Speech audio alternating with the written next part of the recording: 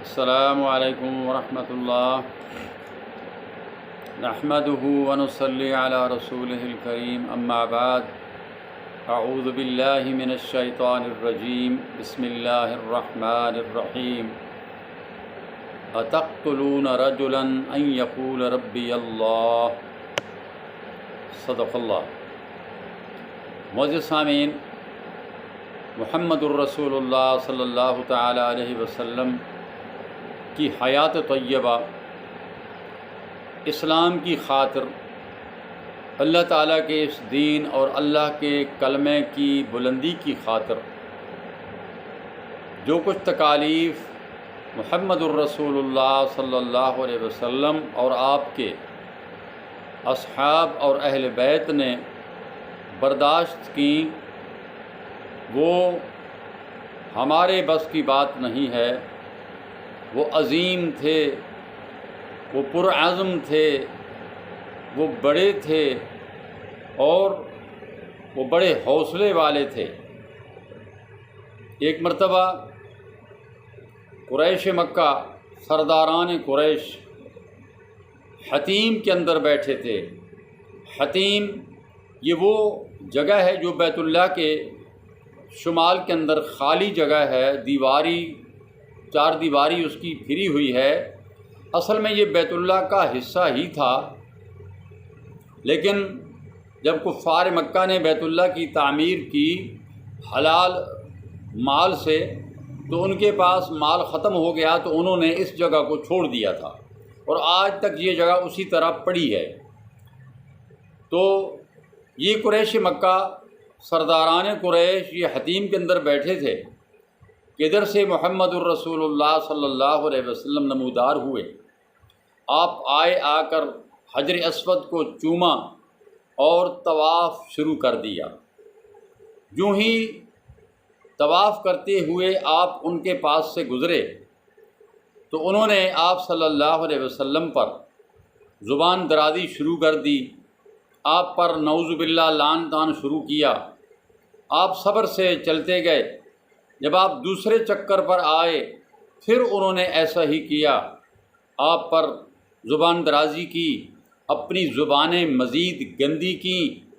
جب تیسرے چکر پر محمد الرسول اللہ صلی اللہ علیہ وسلم آئے، اب کی بار بھی اور ذرا زور سے آپ صلی اللہ علیہ وسلم کی آپ کے ساتھ بدتمیزی کرنے لگے، آپ کے خلاف زبان درازی کرنے لگے، تو رسول اللہ صلی اللہ علیہ وسلم ٹھہر گئے اور آپ نے فرمایا، سنو قریش کے لوگوں، ذرا غور سے سن لو،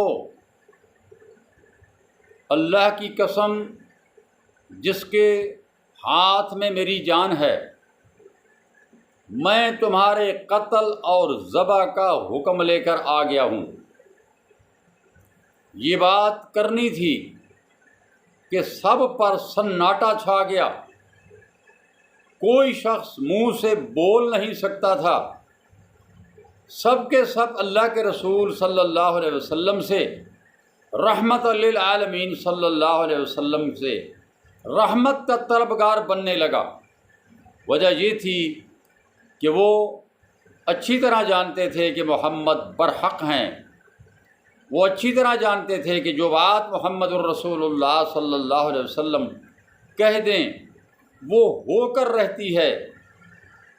اب یہ بات جو آپ نے فرمائی تھی کہ میں تمہارے قتل اور ذبح کا حکم لے کر آیا ہوں، یہ جتنے قریش بیٹھے تھے، جتنے سردار بیٹھے تھے، یہ سارے کے سارے بدر کے اندر ذبح کر دیے گئے تھے۔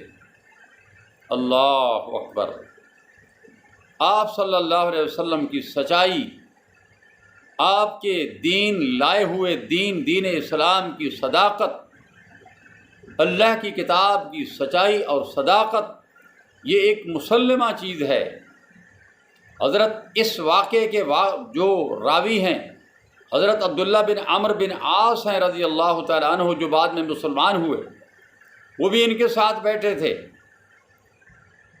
یہ دن گزر گیا، دوسرا دن آیا، اسی طرح یہ کفار جمع تھے، ادھر سے محمد الرسول اللہ صلی اللہ علیہ وسلم آئے، ابو بکر صدیق بھی موجود تھے۔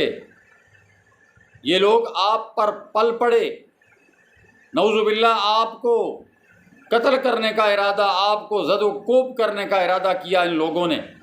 ایک شخص نے آپ کی چادر مبارک کو اکٹھا کیا آپ کی گردن کے ساتھ، اس کو بل دینے لگا۔ سیدنا ابو بکر صدیق رضی اللہ تعالی عنہ جا کر اس سے وہ چھڑانے لگے اور ساتھ ساتھ رونے لگے، اور روتے ہوئے کہنے لگے کہ اتقتلون رجلا ان یقول ربی اللہ، کیا تم ایسے شخص کو قتل کرتے ہو جو صرف یہ کہتا ہے کہ میرا رب اللہ ہے، اس کا صرف یہی جرم ہے، اس کے بدلے تم اس کو قتل کرتے ہو؟ اللہ اللہ۔ یہ بات تھی۔